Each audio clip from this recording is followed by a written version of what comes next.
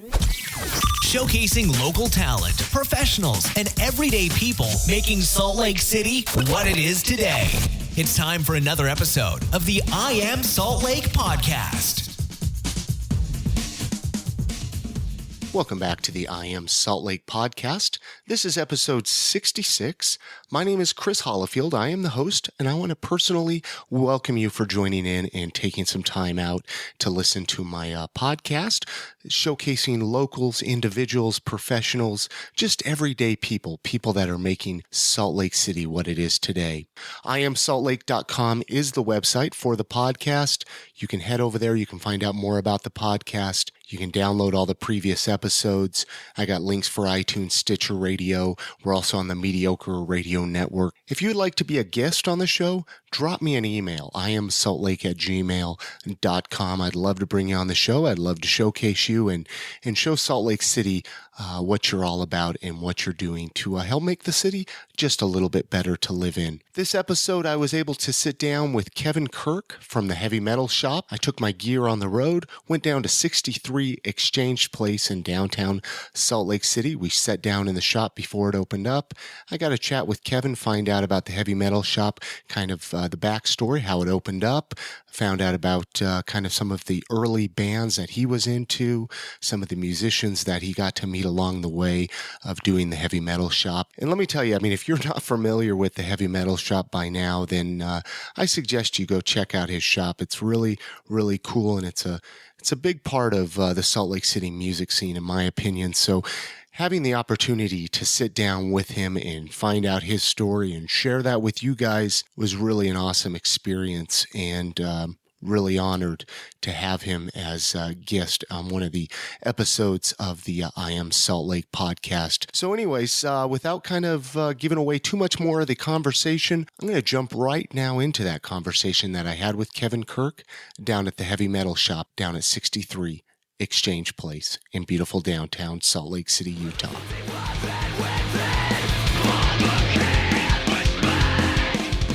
So whenever you're ready. My name's Kevin Kirk, and I opened the Heavy Metal Shop in 1987 out in Sandy. I actually had another store before that, CD Shop. I opened in 86. Okay. Had that for about 6 months, and then I decided I wanted to specialize because I was selling, stuff I liked more, heavier stuff. And I didn't know much about jazz or new age music. So the CD shop sold all kinds of music. And at that time, CDs were fairly new, so we could sell anything on CD. So I was just getting anything I could on CD. But I liked to know about what I was selling too, know. And I was more of a hard rock fan, metal fan. So that's why I changed it. So you changed it in 1987. 1987. And to the Heavy Metal Shop. The Heavy Metal Shop. Where was the first location then? It was out 9400 South and 8th East out in Sandy. And originally I wanted to open in Sugar House, where we ended up a couple years later. I was looking at a place, and Blue Boutique was opening around the same time, and they got the place that I wanted, which was the smaller space that they started in. And we ended up there 2 years later when my lease was up in Sandy. Okay. They moved up the street. So just the timing was perfect. I lived in Sugar House at the time too. And for people listening that might not be familiar, that is where the Sugar Hole ended up being. So, yeah. And I actually, my landlord, he just owned two little spots. He owned my spot and the Gypsies. There was the Gypsies that did palm reading. And I remember that shop. I remember. So when he's told me he would never sell the building. So I figured I'd be there forever, Yeah. And then Dave Johnson, he was on the Olympic committee, and his family owned Rockwood Furniture, which was right west of us. Uh-huh. He's the one that bought the spot. They were thinking of moving us up where the Gypsies were. And then he came in, and he was a real conservative guy. And he looked at my store and said, yeah, this isn't really what we want here. Yeah. And I'd already been there 10 years too, So I had to move. Had a friend that told me about the Redmond building, that there was, I could go up there, that they were planning on doing something with the building, but I could at least be open, until I found a more permanent place. So we were in there for about 2 years. And then Nate over at Lost Art told me about this space. He was moving over from, 200 South, I think. Okay. And then he told me about this spot. And you moved into where we're recording actually now, 63 right now, Exchange 63. Place. Let's see. In fact, we opened pretty close to, it was May 1st, 2001. Has there been a difference as far as success in the spots, or is every spot kind of, it didn't really matter? People pretty much followed us. Redmond it was a little hard, because it's, you move from a place you've been in for 10 years. A lot of people don't research it. Yeah. So there's still people to this day that find out I'm still in business. But yeah, most people followed us, and I lost track of my track of thought. No, that's fine. That's fine. So moving here to Exchange Place, it hasn't been. I've been down here 12 years. I've been down here about as long as I was in Sugar House. Okay. So I'm pretty established here now. Were you pretty bummed though to have to move out of Sugar House? Well, originally I was, yeah. In fact, there was a month that I was closed. I moved everything to my house. I had 30 days to get out. Because they were going to tear down that. Well, corner. No, this is before they tore it down. Okay, this was in. You moved away. This was in '99. Okay, so it was before they. That's what I was leading into. My landlord just owned those 2 spots. He sold it to Dave Johnson. They hadn't done anything with Craig Meacham's part, which is the east of where we were. That's where everything got torn out. That was later. That was a few years later. So, I was bummed, so I had no idea I was going to have to move, and I had 30 days. Couldn't find a spot. I went, and it was hard. People are, afraid of heavy metal shop or whatever. And I've been in business all these years. I'm an honest businessman, paid my bills. One of the spots I looked at was by Coy, and I know those guys, and I talked to their landlord, and he's like, well, I heard, anyway. When I first moved, had to move out of Sugar House or up to the Redmond building when I got kicked out. Yeah. I put an ad in Slug. We just had a Guarin store. This was in '99. I made this up though. I put an ad in Slug that due to circumstances surrounding the Guarin store, we've had to relocate. It was more exciting. It was kind of funny. Yeah. So people would wonder what happened with Guar, which everything was. Guar destroyed the store or something. So it was like, just a funny thing that we had to move. So anyway, I checked that spot out, talked to the landlord there, and he goes, I heard what happened with Guar. I know about you guys. And I was like, oh, I made that up. And he's like, well, and I says, well, it'd be good, us next to Coy too. That's a piercing place. And he says, I think you and Coy should go find a place together. So this was their landlord. So, and they're still there. So I don't know how that's worked out with that landlord, but I guess it worked out. They're still there. Yeah. So anyways, you're at Exchange Place now. I mean, back in the beginning, okay, so you opened the store in 1987. I mean, how was the scene in Salt Lake? Was it were there a lot of challenges? You talk about, people not wanting to have the store afraid. I mean, skulls there were some funny things. When I started, this was, 87. That was before the internet. Before cell phones, before, it was a whole different time. Yeah. People would come down to the record store to hear new things. Yeah. Because you had no other way of hearing a lot of the stuff that we sold. Yeah. Metal and hard rock, punk rock stuff. And we would do midnight sales. And I remember midnight sales. There'd be tons of people. And the record companies would out the door. They'd give us money to buy pizza and have a party, for Slayer release or Pantera or Metallica, just, anything. Lots of stuff. In fact, one of our in-stores we did in Sugar House was with the Deftones. And they played, everything comes out on a Tuesday. And they played Monday night at Club Deviate, and their album was coming out Tuesday. It was Around the Fur. So this was back in 97, I think. And so they did a midnight sale, and they were there with us selling the new album. The Deftones were at the store. Yeah, and that was a big one. Probably our biggest were the Slayer ones. But anyway, I'm jumping around. No. That's fine. That's where I want to go with this. I want to find. Yeah, we started in Sandy. It was tough. We're in this little shopping center thing, and Sandy's even a little more conservative. They're than Salt Lake City is. Yeah, exactly. In fact, there was a couple of times the police would come in. I had to cover up. I had a Dayglow Abortions poster I think it said "Arg, fuck, kill" or something. Yeah. And they said you can't have, so I had to cover up "fuck," and that was at. That was in Sandy. But it was inside the store. It was inside the store, but somebody complained. They wouldn't let you display it inside the store. We were right next to this restaurant that a family restaurant. It was called Raphael's. Okay. And we were our front door and windows were right there where people would wait to go eat at this restaurant. They were families. And, I imagine, probably mostly Mormon families, they thought we were, really scary. Yeah. And we could hear them talking out there. My son was born in 88. Okay. So he was born in January of 88. And he was there with me a lot. He was a little baby, and I'd have him there. And I remember I was just holding him in there, and, music was in between songs, and I heard some people talking, and how could they raise a child in that environment, and just. Wow. And, stuff like that. And then occasionally the braver ones would come in, and we called them thrill seekers. We made up that nick, they were thrill seekers. They'd come in and thought they were being real edgy or whatever. Yeah. That is where, they would see things and complain to the police or whatever. If somebody complains, they have to send a cop out to check it out. I remember another time was the Nothing Shocking. Oh, the Jane's Addiction. Yeah. I had a big poster of that hanging up, and they came out and had maybe take that down. That was during the big, I remember the Nirvana Nevermind with the little baby in the swimming pool. That wasn't that about the same a little era? bit, maybe a year or two later. Yeah, censorship and all of that stuff was going on. But it's funny. I had my son there a lot, and we'd get these big Philadelphian restaurant, the sandwich shop around the corner. We were friends with them. Became friends with them because we were neighbors, and we would go over there and get these big refills, these big Coke refills. And my little boy, he wanted one too. He wanted the big one. So he'd spill them all the time. Yeah, and we had this, it was like this carpet here. It was just gray carpet like this. Yeah. He spilled them all the time in the shop. And so when we moved everything out, there was these spots all over the carpet. Yeah. And it looked like, it could be like blood stains. It looked, so we bought some chalk, and me and my wife and my son, we did some chalk outlines on the chalk or on the floor with the chalk. Did an outline of my son, he's a little boy. Then me and my wife did, and so when we left there, we left those stains there just for the people going to the restaurant, the family, so they'd be like horrified. I wish I would have taken a picture of that. Yeah. I don't have a picture of that. Well, and that was even before digital pictures. So it was like, who wants to waste the film?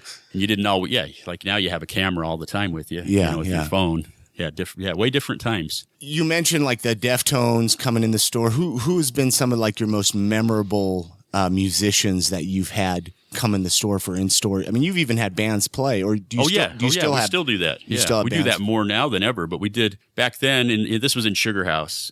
We had Chainsaw Kittens, and they were playing with Iggy Pop that night. I wish we didn't have Iggy in the store, but that would have been cool. Wow. But Chainsaw Kittens were a great band. Circus of Power played in the Sugar House store. Some of the biggest in-stores, though, and my memorable favorite ones, Slayer, did a couple with Slayer. And they came in, they flew in a day early to do one in 95 for Divine Intervention. And Tom told me, he says, they didn't really like doing those things, but he did it for me, and he loves Salt Lake and the heavy metal shop. And so they flew in a day early. We did the in-store at night. And then the Slayer show was the next day out at Saldair. But we had, a couple thousand people lined up down the street. Had to hire, they had their own security guy get a hold of me about, a couple weeks before, and talk about what we were expecting. And, we had to get some licensed security just because it's going to be a big crowd. And so this guy traveled with him too. He's an older guy. And he told me at that in-store, he went out and he talked to people in line. He says, we won't have any problems here. Everybody's real excited, real happy, good vibe. And he was telling me that he used to work for Michael Bolton, and that those women were scarier than Slayer fans. I could imagine. Yeah, so it was just kind of funny. Wow, so you've had Slayer. I mean, did they? They didn't perform. They didn't perform. We talked about it. We talked about doing having it on the roof. Like the Beatles, how they did. But it would have been crazy. Okay. We didn't do it. We did paint the front of the store with Slayer. We had Slayer in flames up in the front. I remember that in the Sugar House store. And they used that. They used a picture of my shop in a billboard ad. Really? With the temple. In fact, I've got a picture of it right there. Okay. Yeah. My friend we painted the store. I sent the pictures into Deaf American, and the guy at the Deaf American said that they want to use that for an ad. So we need a picture of the temple. So my friend that painted the store, his name's Patrick Kendall, but he painted the store, and then he went down and took that picture of the temple, and we sent that in too. It's kind of funny because Patrick, he's a Mormon guy. And he's just a big metalhead, but he's been on a mission, but he's, really, we're way into metal and horror movies, and just, he's a good guy. He's a good friend. Yeah. So, yeah. It's kind of funny. So the ever famous heavy metal shop logo that you see everywhere, that is kind of your, that's what I think distinguishes, the heavy metal shop in a way. Where did the logo come from? I mean, how did that? Did you design it? I didn't design it. And in fact, that's a pretty interesting story, actually, because when I was switching over from CD shop to heavy metal shop, I had a customer, a real conservative guy that liked like jazz music and some of that other stuff, classical music, stuff like that I'd sold. And he was a graphic designer. Okay. And he said, you ever need a logo, just let me know. And he was a good customer. I mean, he bought a lot of CDs. And when I was switching over, I says, well, I'm going to change the name of the shop. It's going to be the Heavy Metal Shop. So I need a logo if you can, do something. So originally he came up, it had the same lettering, and it was written out the long way, but he had a half of a record instead of a skull. And I says, well, that looks like Randy's records, which is great. I love Randy's. Oh, but Randy's is great. Yeah. This is heavy metal. We need a skull or blood or something heavy metal. And so, you sure you want to do that? You're a real conservative guy. And I said, yeah, it's heavy metal. You got to do that. So he came back with the half skull, like our logo. Yeah, what it is which now. Which is great, which I had another friend that had designed one for me that was more of it. You couldn't read it it was like kind of like the death metal bands. And you couldn't read it. It was cool. It was a guitar going up through a skull, like a flying V up through a skull. And we did a couple dozen shirts with that one. But then this other logo, around the same time, we got the logo that our classic logo now. And I went with that one because I just, you could really, it really stuck out. Well, that's what I was going to say. I mean, you could see it from blocks away. It's like, boom, that's the Heavy Metal Shop logo. It's really good. So it was kind of better that it was somebody out of the metal scene that designed it. Just, I think that, it worked out that way. You've had very well-known musicians have worn it like in their, album art. I mean, it's videos, they've worn them on TV, lots of magazines. Yeah. I mean, describe the feeling when you see that. It's a thrill to me. In fact, just us talking about it, I just got chills on my back because that's how cool it is to me. Yeah. Because some of my favorites, Alice Cooper's wore my shirt on the news here in Salt Lake, but he wore the shirt and he's, it's Alice Cooper. So, but yeah, a lot of metal bands. Slayer has worn our stuff for years. Big fans of yours. Yeah. Oh, yeah. Well, shoot, you're wearing a Slayer 1985 tour shirt Slayer, now, I Slayer a lot. In fact, Tom Araya, he's one of the coolest dudes I've ever known, So you've got to hang out with him. I mean, he used to have a girlfriend that lived here, so he would come to town when they weren't on tour, and I knew him. In Salt Lake here? Yeah. Wow. So he'd come in and in fact, I remember him coming in. It was on a Saturday, busy day, bunch of kids in there. Him and his girlfriend came in, and she wanted to talk to me about booking a show for her band. She played in a band too, and I did that. But anyway, they're leaving, and before Seasons came out, and I told Tom, I gave him a shirt that day. I said, "Hey, wear this on your new album cover." On the album cover, he goes, "Oh, you'll see it." And then they leave, and these kids come up, and was that Tom Araya? I'm like, "Yeah." And he said, the kid's like, "Oh man, I heard you call him Tom. I just, they couldn't believe he was in the shop like that." Yeah. So cool. Wow. So anyway, when Seasons came out, there wasn't any shirts in the Seasons, but I sold Kerrang! Magazine and I got an order in, and that was the first one I saw. I pull it out, the magazine's out, and they're on the cover, and Tom's wearing the shirt. And the Heavy Metal And then it was all through the magazine, and then I've got a box of magazines just from, the early 90s that with Slayer and other bands too, but wow. Would you say you sell more clothing now than definitely, music? Yeah, definitely. And would you say, just the direction music has gone? Yeah, it's kind of evolved into that. I mean, I had to stay in business too. I mean, I'm lucky that it worked out because I didn't plan that. It's just people, started buying a lot of our shirts, and it was, I think, it had a lot to do with the bands wearing the stuff, and just being around so long, and just I don't know. You're saying iconic, but I think just been around a long time. Yeah. So I'm lucky that that's worked out because that's kept us in business. I don't sell as much music at all. It used to be we sold a lot of music, before the internet. Are you a vinyl collector yourself? Because I'm old. I imagine you have like an extensive collection. I do. I've got because I'm 51 years old, so wow. I mean that's what we got with records. There wasn't CDs, and I had tapes too, cassettes and 8 tracks too. But yeah, I've got a big record collection. I have an old jukebox at home too. Yeah, that I love hearing Motorhead out of or whatever. What's your like most prized possession piece? Probably of my vinyl? records. Your record. It's funny because I've got records that are probably worth a lot of money, but I play them in my jukebox. A lot of the 45s because I've got like some old Velvet Underground and Stooges that I know are worth a lot. When you see collectors, but I'll listen. I'll wear them out. Yeah. They won't be worth much when I'm gone, but I'll have listened to them and enjoyed them. So I don't collect like that, but I do have. I got big collection of records. Awesome. Yeah. Well, let's find out a little bit about Kevin.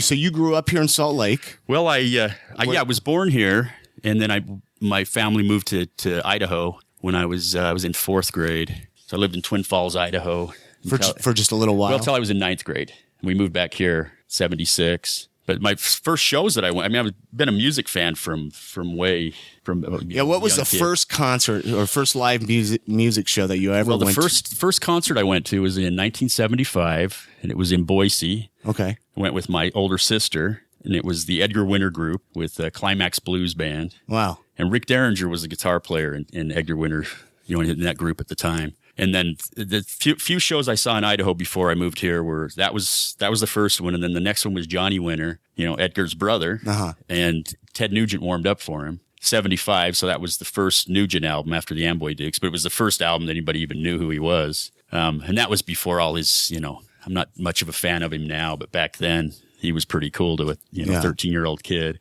He didn't talk politics back then. It was all sex and and then the next one is probably really got me was Black Oak, Arkansas, just with Jim Dandy, as a singer. We were right up in front. This was in 1975. I had one of those little pocket cameras, and I snuck that in, and I got a few pictures, but I only had a few left on the roll in there. But I got a few good ones of Jim Dandy. We were right up front. Tommy Aldridge was the drummer. He later went on. He played with Ozzy and White Snake, and he's a famous drummer. Yeah, That's where he started. Was Black Oak, Arkansas. So they were like my first favorite, band. And then I saw Alice Cooper in concert. Yeah, around the same time, probably about. Yeah, around the same time. It was all happened around, I was in like 6th and 7th grade. Okay. And before that, I was a big fan. I liked like the Archies and the Monkees, TV rock and roll stuff. I had all these Archie comics. So were you spending a lot of time at record stores, searching out records? Yeah, at that time, yeah, I was. And living in Twin Falls, I would get the Hit Parader magazine, Cream magazine, Circus. And, I'd find out about these cool bands that even before they had some music out, too. I remember the Ramones. I remember reading about them for a couple years before they had an album. Yeah. And their first album came out. It was around the time we moved here. And there's a big record store on Main Street, Odyssey Records. And I went in there and got that first Ramones album. Because that's how it was back then. To find out about music nowadays is so accessible on the internet. Yeah. Yeah, it is. You had to read the magazines. You had to ask your friends. You had to make mixtapes. You had to. Yeah, it was definitely. Yeah, it was cool. I mean, to go to the shows. I mean, that was.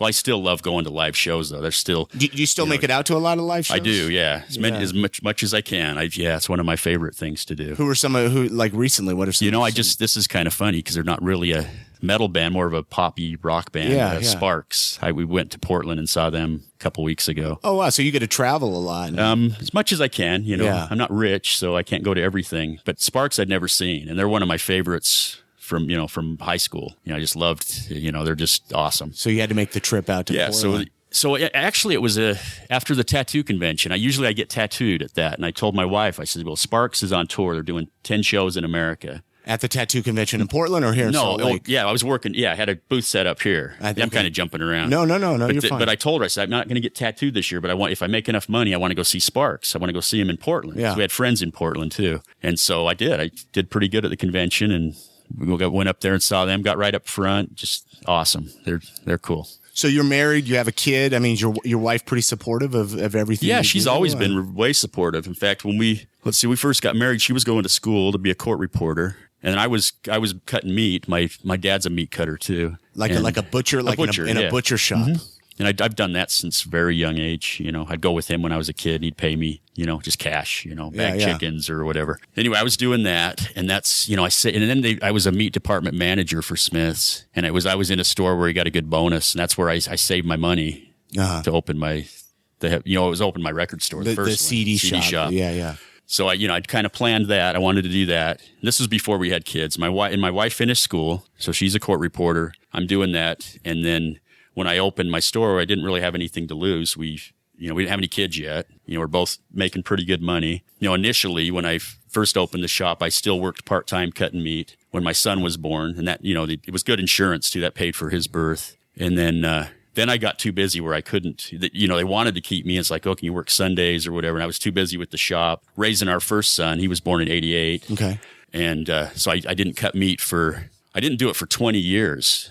And then a few years ago, my younger son, one that was born in 1991, had some financial problems. Yeah. Had to take care of some things with him. And so I went back part-time cutting meat, which I do that now. I go in the morning, go at 4 a.m. You still do that today? I did it this morning. Yeah. Wow. And it's at the same store that I was a meat manager at back in 83, 4, 5, 6. So you go cut meat in the morning, then come and play rock and roll and heavy metal? I do that for 5 or 6 hours. Yeah.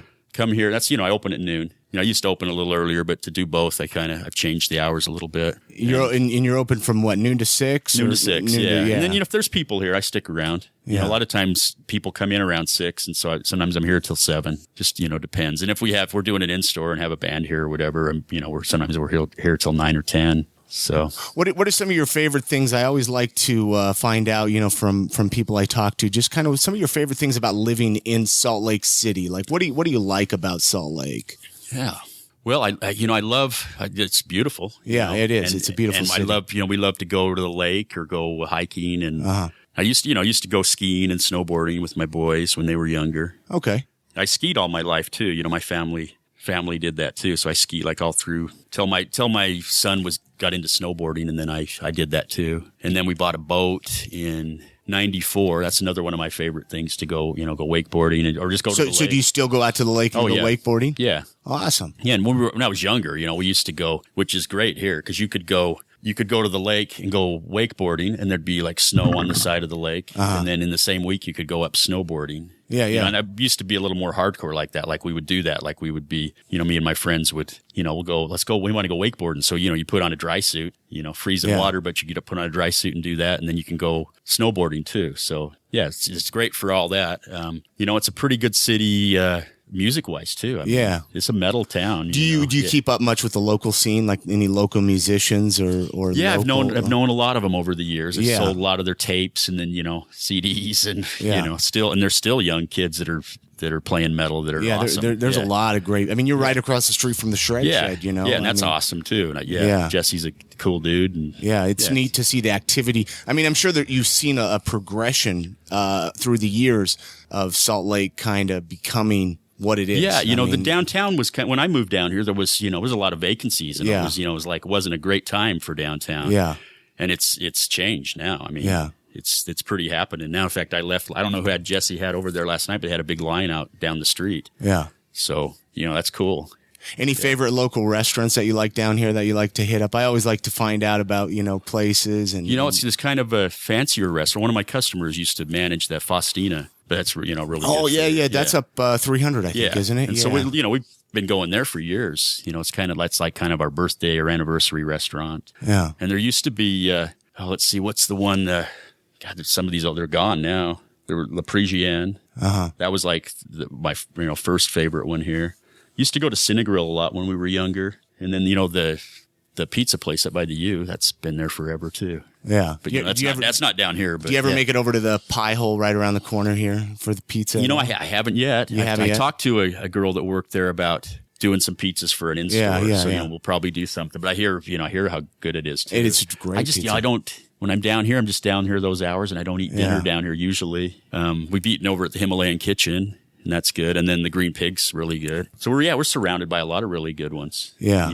So let's say somebody was listening to the podcast that was going to visit Salt Lake City. They were going to be here for a day or two. Besides, obviously coming in and checking out the heavy metal shop, what is something else you would recommend them to check out? Oh, let's see. The Temple. The Temple. You got to check out the Temple, right? The Temple.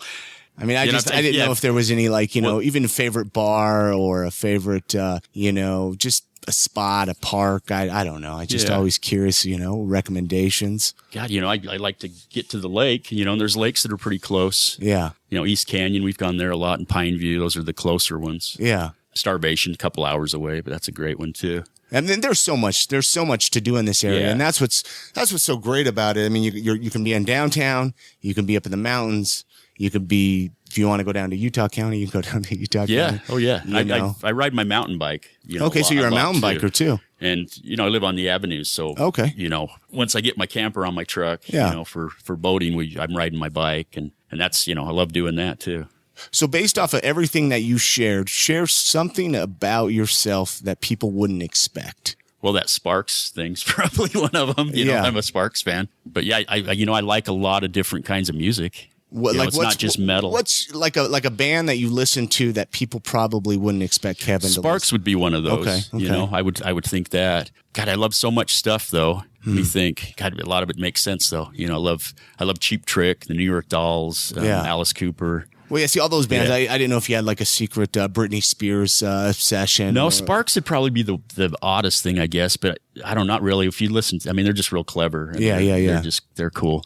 And, and back in the 70s, there was more of a guitar band too, and I love guitars. Where, do you play any musical instruments? Or not very well, but I have. I've played guitar in a band, and I played drums in a band. What band? I mean, just local bands? Yeah, local. I played in the band called the Maggot Heads. In the 90s, and we, I did a lot of shows because I had my shop. That was kind of my band. So we got on some good shows. Yeah. Play. In fact, when I set up that show for Tom's girlfriend, and we played with them, it was at the Pompadour, and a lot of people came out to see us because it was just we were kind of a silly band, kind of we'd do covers of like Prince songs, and, and we were awful, but people, we had people that liked to come out and see us. And anyway, that was one that we got that I set up, and then before I had my shop, I played guitar in a band, Hank Heartless and the Homewreckers. Okay, just another local. Yeah, we just did covers. Where do you think you'd be without music? I mean, say music would have never got you would have. Oh man, I don't know, because it's such a vital. Well, that's what I mean. It's such a big part of your life. It really is, from a very young age. In fact, I've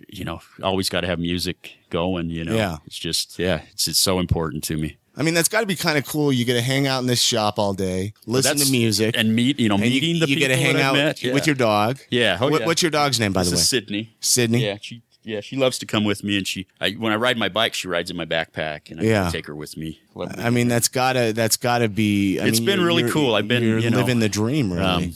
Yeah, it's been way cool. I'm flattered people call it iconic, and and whenever I see my shirts, not just famous people, but just I see them all over, and it's a good feeling. Yeah. I mean, I own a few, so I mean, it's pretty cool. And to meet these people that I've met, I got to meet all my idols. I met Alice and Iggy Pop. Yeah. Ozzy, Lemmy, just from having my shop. Do you ever just get burned out and you're just like, it's time to shut down? Some days, some days are kind of, if you're not selling much and you get, somebody coming in, like the guy that was out here when you were. Yeah, he kind of the homeless guy harassing me. Yeah, but usually, even if that happens, there's usually somebody that comes in and you get to talk to them, and it's a good. I love talking to people about music, and just especially if I can turn somebody onto something that I like that that they didn't know about before, and they really love it. And I've done that with bands that aren't necessarily metal, but just great bands. Like the Drive-By Truckers is one of those. Oh, they're a great band. I loved them right off. And it's funny because you'll go see them, and there's a lot of these metalhead kids that I know, and I know that's what because they I play them in here, and they're just music fans too. They're not just stuck just on metal. I know we're the heavy metal shop, but we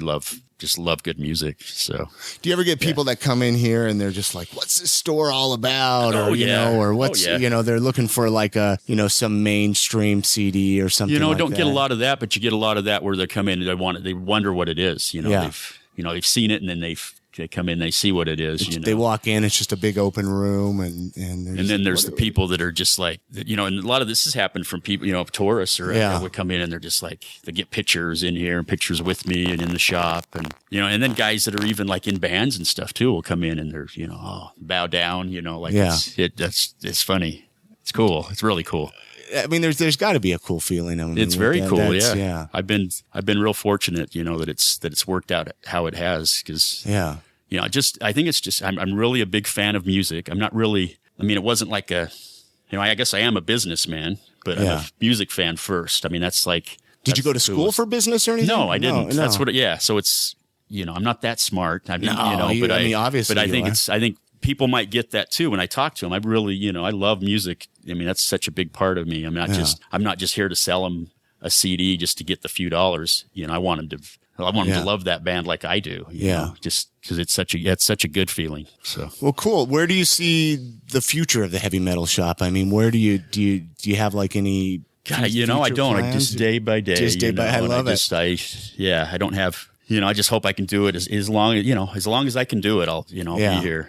Well, excellent. Well, I appreciate you coming and sitting down, or allowing me into your store, I guess you would say. Well, thanks, Chris. Sitting down. That's cool. You wanted to do this, so. and talk to you and get to know you a little bit more. I mean, people can come here. You're Monday through Saturday, 63 Exchange Place. You have a website and Facebook or anything? Yeah. Or what? Yeah. In fact, I keep in touch with a lot of people on Facebook. Yeah. Well, that's how we even. And I always post pictures on there, and sometimes I'll tell about some of the people that come in. It's kind of funny, just funny stories. But you can. I'm here 12 to 6 Monday through Saturday, and then we have a website too, just heavymetalshop.com. And I think you could buy stuff on there. Yeah, right? You can just buy our shop merchandise. Yeah, but of course, if you can come in, that's that's what I like. Well, yeah, it's better face to face, and then just that way to ship it. But I love talking with people on there too. I mean, there's people on there that are in other states, or other countries even that, love heavy metal, and they'll order stuff off of there and just be on there, be one of our fans, one of our people. And it's nice. Yeah. Do you do Twitter at all? Are you on Twitter? I set that up, but I haven't done much on there. I'm one of those. I was curious how social media savvy you are. I've posted a few things on Twitter, but yeah, pretty much Facebook is, most of my people. Yeah. That seems to be where they're at. And then years ago it was MySpace before Facebook. MySpace. And then before that it was just come in, the Word telephone. Yeah. Yeah. Not a cell phone. Any events coming up here that you want to tell about? I've got my buddy Michael Dean Dameron. He's playing here on May 30th. Okay. And that's at 6:00. Okay. And him and Matt Woods is playing with him. He's from, from Knoxville, Tennessee. And then Michael's from, he lives in Portland now. He's one of our friends. Me and my wife went up there to see Sparks. We went to lunch with Mike and his wife Angel. And Mike's played my shop many times. He in fact, he even has a Heavy Metal Shop logo tattooed on his arm. Do you get a lot of people with Heavy Metal Shop tattoos? There's a few. A few of them. Yeah, Mike is one of the first. James Honeycutt's got one. Do you have one? I have one of the Wes Freed artwork. Okay. Of Muddy, that guy there. Oh, okay. Playing the guitar. I'll have to get a picture of that maybe and post it on the show notes for this episode. That's like one of the original deals, isn't it? Well, but that's another thing that we did later. With Wes Freed, that was 2006 is when he did the Muddy thing for us. Uh-huh. So that's another thing. We've besides our logo stuff. Uh-huh. And we've done shirts with Muddy, and we'll throw an old school Heavy Metal Shop shirt on it. Yeah, he's a character that Wes Freed came up with for his band Mud Helmet, which he started. It was back then about the time we started. He was in Richmond, Virginia. Okay, and he's a really good artist. He's a good singer and artist, but he does all the Drive By Truckers album covers. That's how I got in touch with him, was through the Drive By Truckers. Yeah, just being a fan and he loved My Pedal and Evil since 1987. I love it. So he came up with that, and he brought Muddy out of retirement, is what he said. He was retired because Mud Helmet was no more, and he's working at the Heavy Metal Shop now. He put that on his website that, Muddy's working here now. And so he's kind of like our Eddie. Do you have other employees here? Or you're... It's pretty much me, and I got a couple friends that help me. Okay. They'll help me when I do in stores, or if we go to the lake. I used to have, at one time, I had, 3 or 4 people working for me. During the heydays when people you had were to. And a lot of times we would have to be CDs here to, there'd be 2 or 3 of us working at the same time. Yeah. Different times. So, that's changed a lot. But, I was always real hands-on, though. I mean, it was there most of the time, but, we'd sneak out and go to the lake in the evening when Jimmy was working for me, one of my friends. We'd take off and go wakeboarding for a couple hours and leave to Shell there or whoever was working at the time. Well, cool. Yeah. Anything else you want to add, or any band that you just think besides that Spark band you were talking about? The Michael Dean Dameron. He's one of my favorites, and he sings with I Can Lick Any Son of a Bitch in the House out of Portland. They're a great band. They played in here once, and it was like having Motorhead in here. They were so awesome. You ever met Lemmy? I've met Lemmy. Yeah, I met Lemmy in '89. It's a story, though. I mean, if you want the story, it's a long one. If you share it, yeah, sure. It's a good one. He's awesome, but this was in '89, so I was 27. You got stories, so that's right. Me and my wife used to go to this convention that was held in Los Angeles. Concrete Marketing out of New York. They were a management company that managed metal bands. Yeah. Pantera was one of their bands, and a bunch of other bands. But they had a magazine that came out, Foundations magazine. It was like Billboard only for metal, and they started. God, it was maybe a year after I started the Heavy Metal Shop. Okay, so we were kind of around the same time. And it was like a stapled together magazine at that time. And then it became a bigger magazine. And then they hosted this heavy metal convention in Los Angeles, Foundations Forum, which they started in '88. And me and my wife would go down to that, and it was all industry people, but it was like mostly bands, record label people. Around that time, I think we were about the only record store people that actually went. So you're at this hotel where all these things are going on, and bands would play in the hotel. They'd have panels, discussing business, touring or whatever. Actually, just crazy stories and stuff. But But we're staying at the hotel, and we were just going back to our room, and there was a pool, at the hotel. And there's a wedding party out there, and we're just walking to our room, and we see Lemmy's out there talking to the bride and groom. Just hanging out. Just hanging out. And so we're like, we got to go talk to, it's it's Lemmy, So, he's like crashed this wedding party. I'm sure these people didn't know there was going to be these metal. Maybe they did. I don't know. But they, Lemmy's talking to the bride and groom. So we go out there, and Chris Holmes is with him too from Wasp. Okay. He's the guitar player he's the guitar player from Wasp, but in the movie Decline of Western Civilization 2, the metal years. Okay, I haven't seen that yet. No. Well, he's in that. He's really drunk. He's in a pool. His mother's sitting at the side of the pool, but he's drinking vodka and spilling it all over and just talking. Yeah. And he mentions Salt Lake. Yeah. He says in the movie he mentioned. he says, the best girls are in Salt Lake City. The best groupies. True. He says, Salt Lake had 3 girls at once. Anyway, I'm jumping around. So I need to hang out with him. We see Chris Holmes, in Lemmy, and then Lita Ford was married to Chris Holmes at the time. What? In '89, so she's there too. So we're in there, and so, I got a picture of Lemmy up here. Yeah, and then there's the one of Chris over there. Yeah, tall guy with the beard. You got a lot of people got to come in here and just look at these pictures. I mean, so anyway, that was when I first met Lemmy, and then the second time was they played Salt Lake with Alice Cooper and Judas Priest at the Salt Palace. Wow. And this is kind of funny too. So did you get to go hang out with him backstage? Yeah, the record label guy, Brian Lima, was flew, was here for the tour because they started the tour here. And that's when Alice wore my shirt on the news too, because they were here for a couple of days. Yeah. And he signed my arm. I went and had my tattoo guy tattoo it on there. Yeah. Because I have an Alice tattoo. Well, so course, anyway, we're at the show, and I go, Brian takes me and my wife back, and says, this is Kevin. He's the king. And Lemmy says, I thought I was the king. So that was kind of funny. Yeah. And then, then we go back with Alice, the same show. And I'm just standing there, and he's signing autographs for people. We're just talking, and he acts like he's writing on my arm. He goes, this guy will get anything tattooed on him. It's like he's writing on my arm. But that was like one of my first experience with Alice. I met him when I first opened my store, though, in 87, Heavy Metal Shop. So that was the first time. And I've got to go back, whenever he's in town, or sometimes we'll travel to see him. His manager's really cool. He always takes care of us, and we get to go back and hang out with them. And in fact, Wes Freed, I had asked him to do an Alice Cooper painting for me. Yeah, yeah. And he did, and I took it and showed Alice last year. There's a picture right there. Alice is holding the painting there. Oh, okay. Yeah. Okay. Yeah. So there's long history with Alice too, and he's like one of my favorites from when I was a kid. That's got to be cool to meet your favorite musicians as you've gotten older. So it's been very cool. Well, cool, Kevin. Thank you so much again. Okay. Check it out. I know you got to open your shop up here, 63 Exchange Place. Heavy Metal, theheavymetalshop.com or just Heavy Metal? Just heavymetalshop.com. Heavy Metal Shop, which I'll put all the show notes on the I Am Salt Lake website. And then there's on the site, there's a link to the Facebook, so you can get a hold of me directly on there. All right. Well, thank you very much, Kevin. Thank you, Chris. I appreciate it. You bet.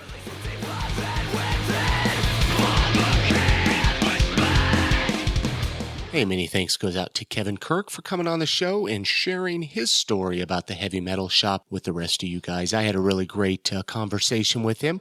Hopefully you guys enjoyed listening to that. Really, really great individual, really big asset for the Salt Lake City community. Head on over to the show notes, iamsaltlake.com/episode 66. That way you can get in touch with him, his Facebook page, the website, buy some merchandise, and head on down to his shop, 63 Exchange Place in downtown, and tell him you heard him on the podcast and say hello and hang out and talk about music. Really, really fun individual to talk to. Hopefully you guys enjoy the show. I was really excited to have the opportunity to sit down and chat with him. A few things really quickly. A couple events coming up. The 17th of May, we're doing a photo walk, the first anniversary Insta Walk. 1 year ago, we did an Insta Walk in downtown Salt Lake City. We're doing that again on May the 17th. That's going to be at 7 p.m. We're meeting at the Gallivan Center, and we're going to walk around downtown Salt Lake City and take pictures. Also on May 23rd is Lamb of God playing in the venue. It's going to be a great show. You're going to want to check that out. If you have any upcoming events that you want me to announce on the show, be sure to send me an email, iamsaltlake@gmail.com, or call the voicemail 385-202-5926. I just want to thank you for everybody for your constant support, everybody who's left reviews on iTunes. That really helps out the show. Also, all the nice emails. Really, really great to hear from my listeners. Again, you can check us out on the Mediocre Radio Network. That's mediocreradionetwork.com. check out all the podcasts involved there, support them, download them, check them out. And I think that's going to about do it. We're going to be back again on Sunday with a brand new episode showcasing a new individual, somebody who's doing something really great in the Salt Lake City area. Thank you so much for everybody for your support. You guys have a great evening. Hi, this is the Mike Pilot from the Mediocre Show in Full of Sith, and I'm here today to talk to you about one of my other shows, Obviously Oblivious. Obviously Oblivious is a comedy talk podcast, but we also heavily feature great interviews with talented people from all over the world. What can I tell you about the show to get you to listen? I can tell you that we work really hard, we have good sound quality, and we really love what we do. So if you're looking for another podcast to put onto your player to listen to while you're going for a jog, driving to work, or just running on the treadmill, or you just have nothing else to do and you want to sit around and listen to something, then give Obviously Oblivious a chance. Obviously Oblivious. We're on iTunes, obviously.oblivious.com, Facebook, Twitter, we're all those places. Come find us, come hang out with us, and join the thousands that love us already. And hopefully you'll find something here that you'll like.